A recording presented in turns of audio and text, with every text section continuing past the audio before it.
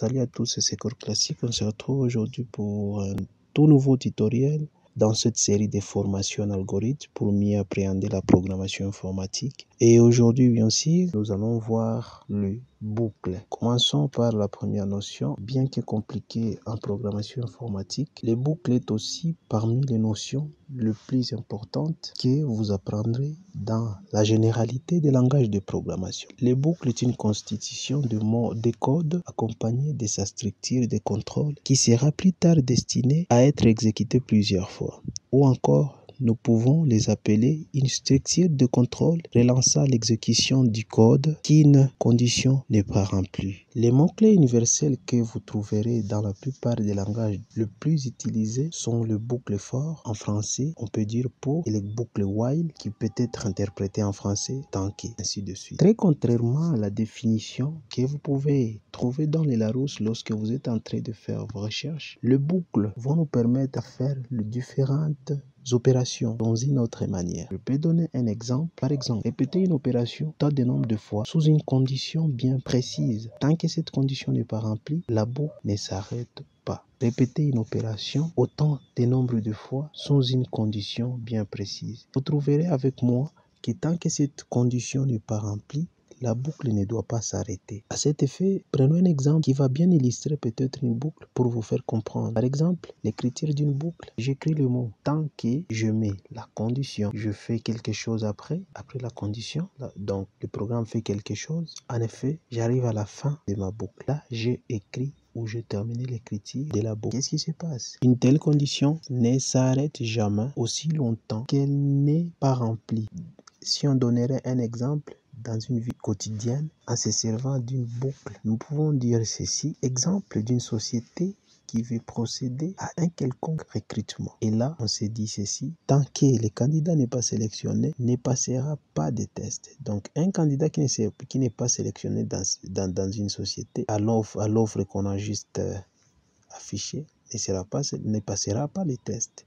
Là, il faut que le candidat soit sélectionné pour que notre boucle exécute la condition donnée, puis elle s'arrête directement. Je pense que c'est beaucoup de choses que nous venons d'expliquer au même moment, mais je pense qu'une partie de pratique pourra au moins nous en dire plus et on va acquérir une notion par rapport aux boucles. Avec mon explication d'un tel exemple, je sais qu'on ne peut pas tout terminer. Prenons une pratique. Comme on vient de finir avec cette partie théorique, prenons maintenant la pratique et voir si nous allons faire quoi et comprendre un peu les boucles avec de petits exemples que nous voulons faire tout de suite. Nous allons faire le petit exemple. Si je vais commencer par m'imaginer les algorithmes qui vont bien expliquer la manière d'utiliser les boucles, nous avons vu la théorie, mais je pense que la théorie n'a pas suffi envie de faire envie de pratiquer très bien votre programmation. Quand vous ferez la programmation, vous allez comprendre ce que font les boucles dans de vrais langages de programmation. Avec nos pseudo-codes, qu'est-ce que nous voulons faire? Je vais faire ceci, je vais écrire quelque chose. Là, je suis en train de demander à un utilisateur de me donner une bonne réponse. Ce qui font 2 fois 2 ou encore, il peut me dire ce qui fera 2 plus 3. Alors, je peux lire. Je lis les chiffres. Je dis au programme de lire. Je respecte un peu la règle d'indentation. Lire, je vais l'appeler même chiffre. Les chiffres qui sera entré par l'utilisateur. La variable que je viens de créer. On peut s'imaginer une condition. Je me dis si, par exemple, si la variable chiffre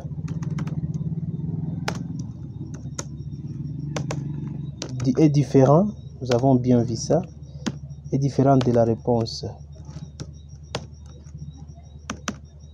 Est différent de la réponse 4.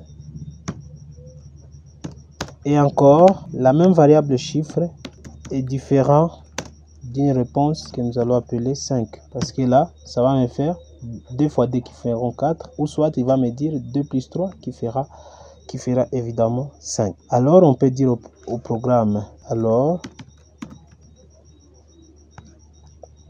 écris-moi ceci. Écrire, c'est une mauvaise réponse.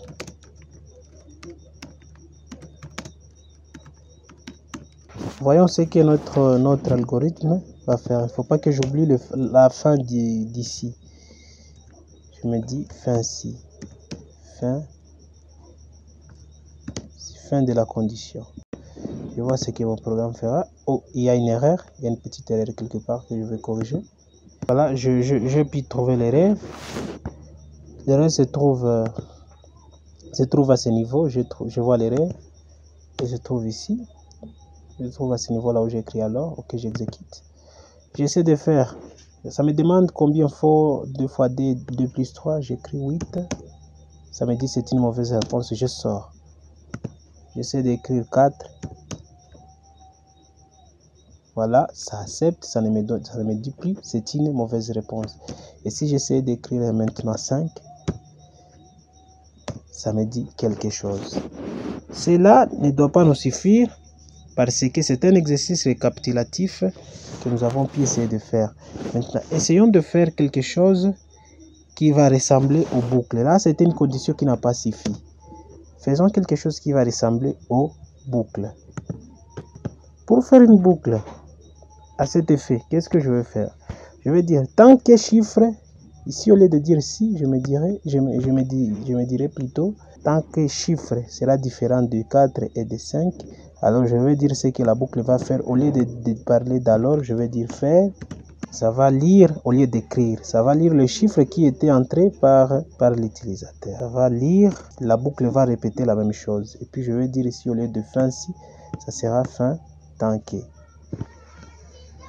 Temps.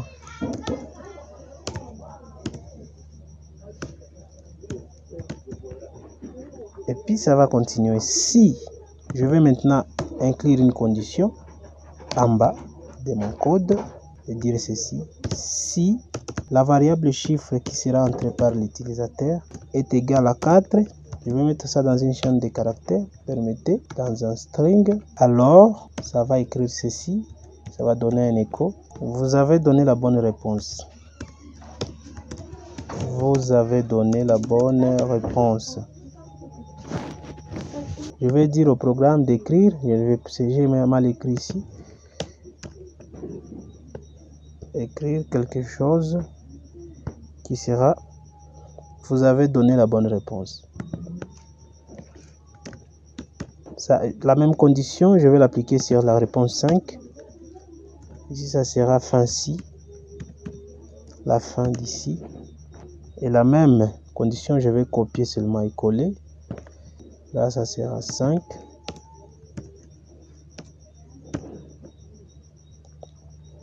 Je vais vérifier. Regardez. J'écris 4. Vous avez donné la bonne réponse. Je sors. On écrit 5. Vous avez donné la bonne réponse. Je sors. On écrit 8. Ça répète. La boucle répète. La boucle doit toujours répéter. On écrit 9. On écrit 1. On écrit 3. Jusqu'à ce que je vais écrire la bonne réponse 4 ou 5. Vous verrez que j'écris 4 et la boucle a pris fin de répéter ce que nous avons demandé. Je peux inclure ici quelque chose, ici à ce niveau. À ce niveau, je peux inclure quoi? Je vais dire au programme de me faire un écho, chaîne de caractères. C'est une bonne réponse. C'est une mauvaise réponse. C'est une... Je vite. Essayons de voir ce que le code va donner. Le code va donner ceci si on essayait encore d'exécuter. On écrit 4, ça nous dit vous avez donné une bonne réponse, je sors. J'exécute, on écrit 5, ça me dit vous avez donné une bonne réponse car ce sont les 2 bonnes réponses. Je reviens, je me dis 7, ça me dit c'est une mauvaise réponse en ce qu'on appelle une boucle continue. Il faut éviter des boucles comme ça risque de faire de bugs quand vous serez en train de programmer. Ce sont des choses à éviter lorsque nous avons ceci. Vous voyez, ça répète. Pour éviter que ça soit une boucle continue, une boucle qui ne peut pas avoir de fin, je peux éviter ça et je dis de me donner l'écho de ce qui était à haut. De lire ce que j'ai effacé. Lire le chiffre. Là, vous verrez que ça ne sera plus une boucle continue. 7, ça me dit c'est une mauvaise réponse. 48, une mauvaise réponse. 22, une mauvaise réponse. 10, une mauvaise réponse. Jusqu'à ce que je vais mettre 5 ou 4, ça me dira vous avez donné une bonne réponse. Voilà, ça nous a donné quelque chose qui nous dit d'éviter toujours les boucles infinies, les boucles qui continuent, les boucles infinies pour parler d'un terme technique. Il faut vraiment les éviter. Ce ne sont pas des boucles qui sont tout à fait géniales car ils peuvent bugger lorsqu'on est en train de programmer. On ne peut pas voir ça, que ça bug à cette heure, mais lorsqu'on sera en train de faire une vraie programmation, les boucles infinies font de bugs lorsqu'on est en train de programmer. Comme je l'ai laissé expressement à ces points, là où je n'ai pas donné l'écho de la variable. Alors, là, je pense que vous aurez à éviter de tels genres de boucles. Parlons de quelque chose qui dira donner un montant que je vais multiplier par exemple par 5. Qu'est-ce que je vais faire? Je vais faire ceci, je vais peut-être tout effacer et vous donner ça. J'ai délaissé ça peut-être et dire donner un montant. Je vais faire ça vite. Donner un chiffre que je vais multiplier par 5. Que je vais multiplier par 5. Là, ça va lire les chiffres et ça va dire écrire.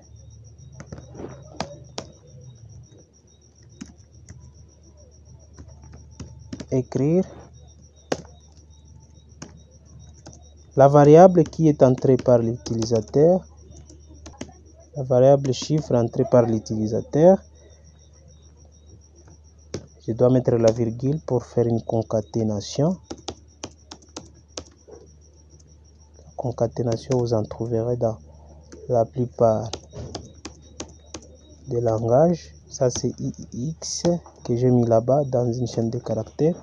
Si je vais maintenant multiplier par 5, je vois il y a une erreur que je dois corriger quelque part. Et l'erreur se trouve là où il y a les strings X. Je devais mettre une virgule qui symbolise la concaténation. Ça fonctionne bien. Je mets à côté. J'écris un montant qu'on va multiplier par 5, 7 par exemple. Ça donne 7 fois 5. C'était dans l'idée de faire quoi? C'était dans l'idée de faire maintenant une boucle qui va me faire la table de multiplication. Qui va faire une table de multiplication. La boucle va nous dire ceci. Donner un chiffre pour faire la table de multiplication de 0, par exemple de 0 à 10. Donner un chiffre que je vais multiplier de 0 à 10. Lire la variable. Je vais créer quelque chose qui s'appelle mult pour parler de multiplication est égal à 0. Mult, j'écris mult pour dire multiplication, puis je vais créer une boucle tant que mult qui est égal à multiplication sera inférieur. Non, je vais multiplier de 0 à 12. De 0 à 12 est inférieur en supérieur ou égal à 12. Puis la boucle va faire ceci. La boucle fera faire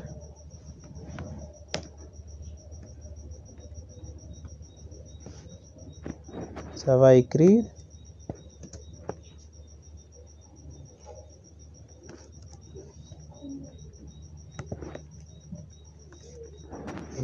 chiffre virgule multiplié par mult